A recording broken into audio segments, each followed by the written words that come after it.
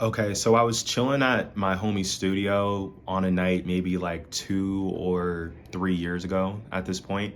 And I was visiting from Phoenix, where I live, back home to New Jersey. And I was just kind of chilling in the studio. I had just done a couple of songs that I was feeling okay about. And I get a DM from someone that I worked with a while in the past. He's like a video editor and kind of like an animator that I met through Instagram, and he is working for Andrew Schulz, right?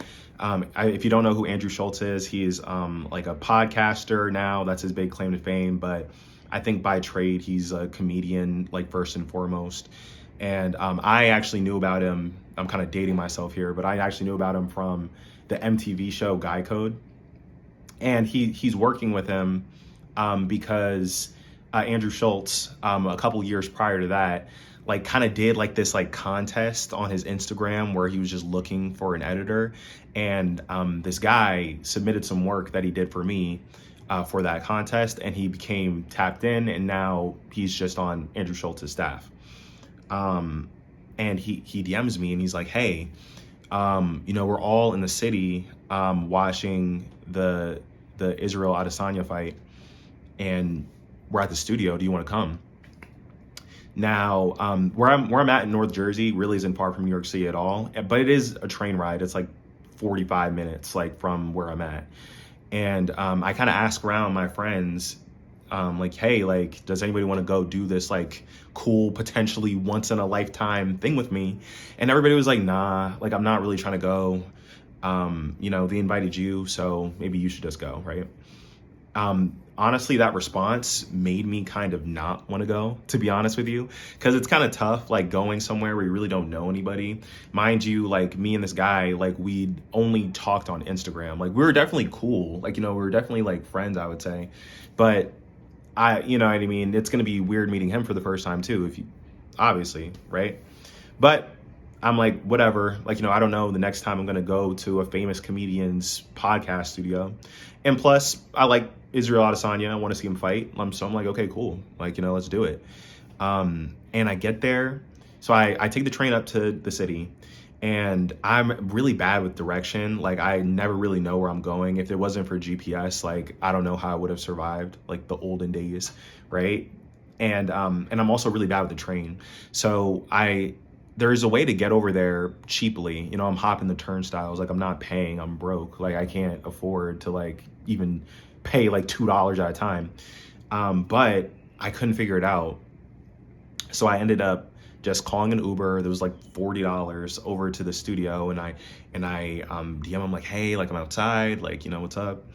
And I remember feeling so awkward, like just kind of standing out there and like not really like knowing where to go. All of this is just purely because like I have a bad sense of direction. I don't drive. That's a video within of itself. Let me not get sidetracked with the story. So finally he comes down and I'm like, hey, like what's up? And I remember feeling like really like meek. Like I really felt like out of my element, you know what I mean? Which is a theme, unfortunately, that would kind of go on through the rest of the night. So we walk up the stairway of this really unassuming building. It looks like any kind of boring office building. It kind of looks like a dentist would be like in another suite in there. And but when we get to the floor, it's huge. You know what I mean? It's like this big like open window, like wooden paneled floor. And it's like huge in there. I don't know like square feet, but it's like the size of like a rich person's living room. You know what I mean? It's like the living room in a mansion almost. And there's fat ass TV, and there's like a couch, and there's like a bunch of guys just showing their guys, girls. Like I'd say like they're like 30s or 40s, and me and the dude that I came with, he's we're the youngest guys there basically, or some of the youngest guys there. And he introduces me to everybody.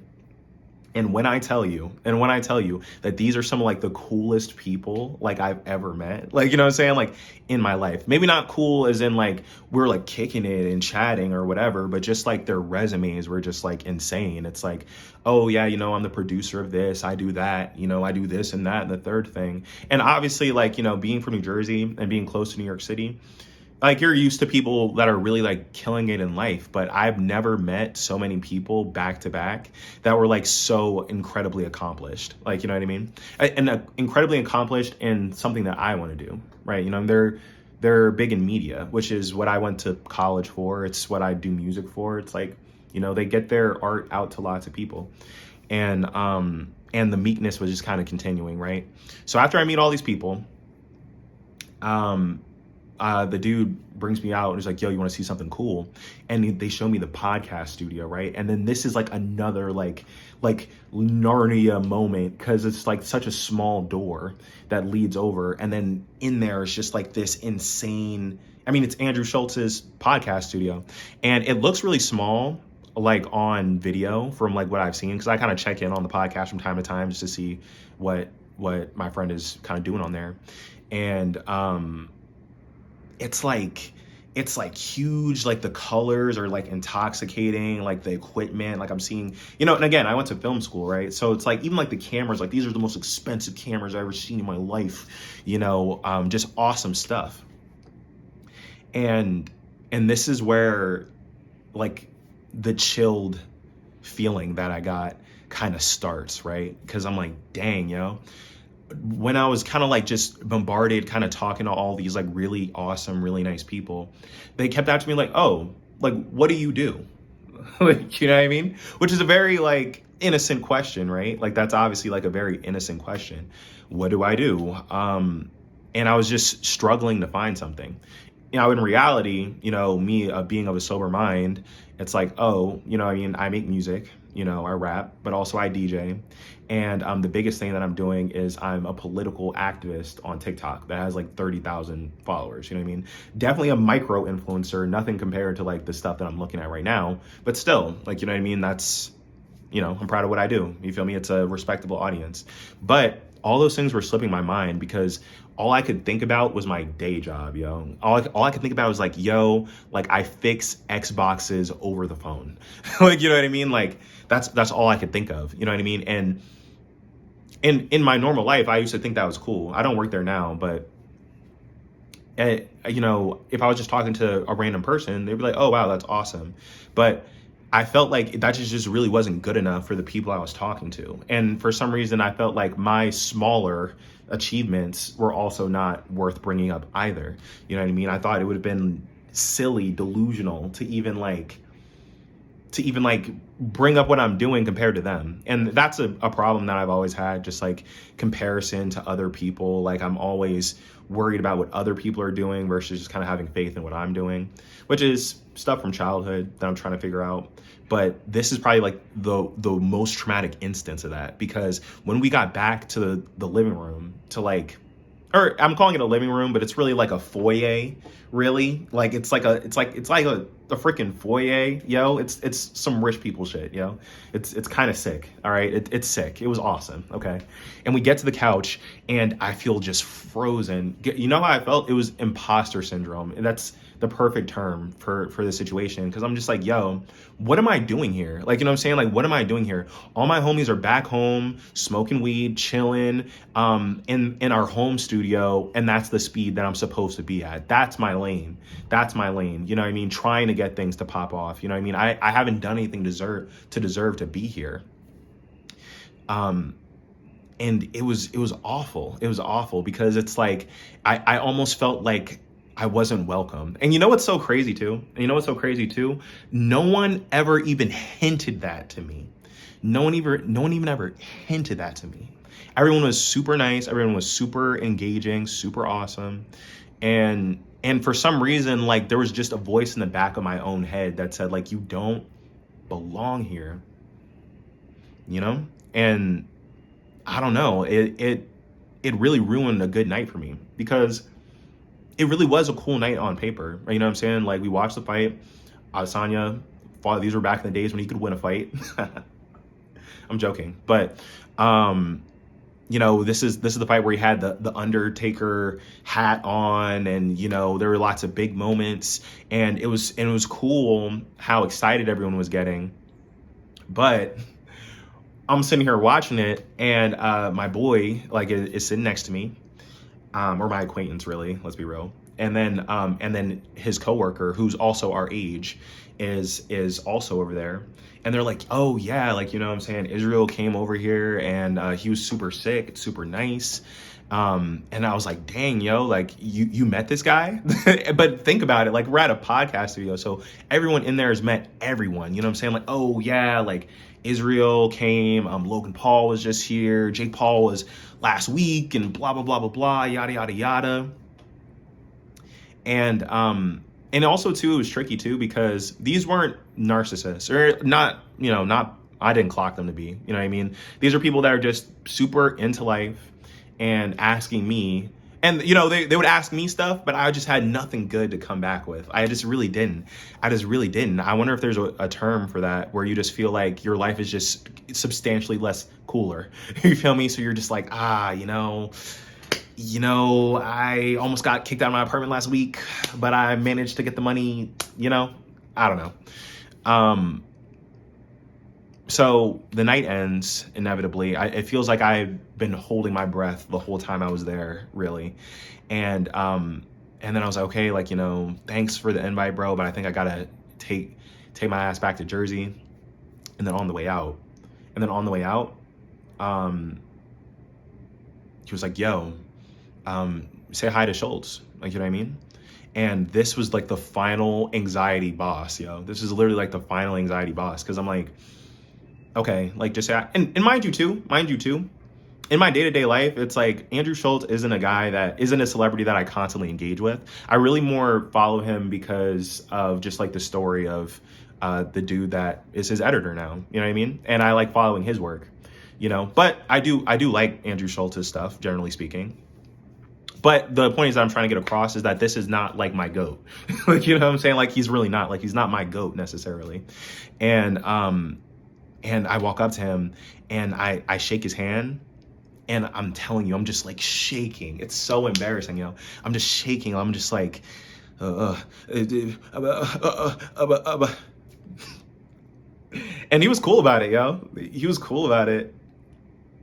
But like, it was just so awkward. Yeah. Like, I don't even know how to describe it, yo. It was just so awkward. And the thing is too, is like, I don't know how much of that awkwardness was in my own brain, or if like just the potency of my inner world was just, you know, just soaking out of my skin. I wonder if it was obvious to everyone how I was feeling. And then, you know, he lets me out. He's like, good talking to you, bro. Catch you on the flip side. And when I tell you just the relief that I felt, I was like, thank God that was over. I was like, thank God that's over. Which is so sad. And I really, you know, and again, this wasn't super long ago, but it was long enough ago that I can kind of say like I've grown up a little bit from that point. And it's just like, man, like I really feel bad for that kid that was on the train back to New Jersey thinking like, these are people that are out of my class. Like, I'm not worthy to be around these people. I'm not worthy to be around the winners. You know what I mean? I'm an underdog, or even worse, like I'm a loser. Like, you know what I'm saying? I should be with people at the bottom. I should stay at the bottom, you know? And for even trying to think that I could like be welcomed in this space was foolish. And like, you know, and I'm really trying to work through like why like I would feel like that in that moment, you know. And again, a lot of this childhood, a lot of that's like my experience at school growing up, you know, a lot of that's like, you know, just general feelings of inadequacy that all men face, I feel like. And I was just compelled to make a video about this just because it's like, I just want to let people know that if you're in that space, there's no reason to feel like an imposter, okay? Like, anything that you believe that you can do, you can do. And that's cliche, but it's true. Like, you know, people say shit like that because it's legitimately true. Like, anyone that believes that they can do something is more likely to do it than someone that believes that they can't, you know? And I watched this YouTube video the other day where the guy was like, yo, The truth isn't made, it's discovered, you know? It was my truth to be in that building with them that day. You know what I'm saying? Is it my truth to be on their level at that point in time? Obviously not, you know, but these circumstances were aligned with work that I've done and accomplishments that I had. And there was really no reason to rob myself of that in that moment. And that wasn't me robbing myself of that. Those are all the bullies from my past robbing me of that. And it's depressing that I would allow them to do that, you know? So if you're going through something, or if you are trying to do something big, or if you're finally starting to see some wins from the work that you're putting in, I really hope that you're not like me. Like, I really hope that you don't get in your own head to the point where you take all the enjoyment out of something that's awesome, And look, I'm not really as cool with that dude anymore. I'm straight up. Like, he's kind of like last thing I saw him doing, like he was hanging out with The Rock or some shit. Like, you feel me? It's like, he's a professional.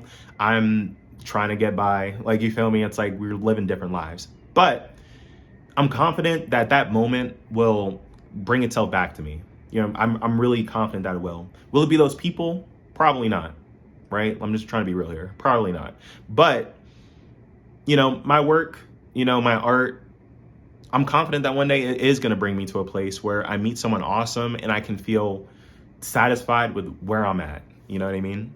And be confident in it and be like, yo, like, this is what I do and I love what I do. And it brought me here to you, and you're doing something that's great too. And we can exist on our own parallel realities. You know what I mean? We're non-competition. We're cool. We're cool, yo. And yeah, that's pretty much it.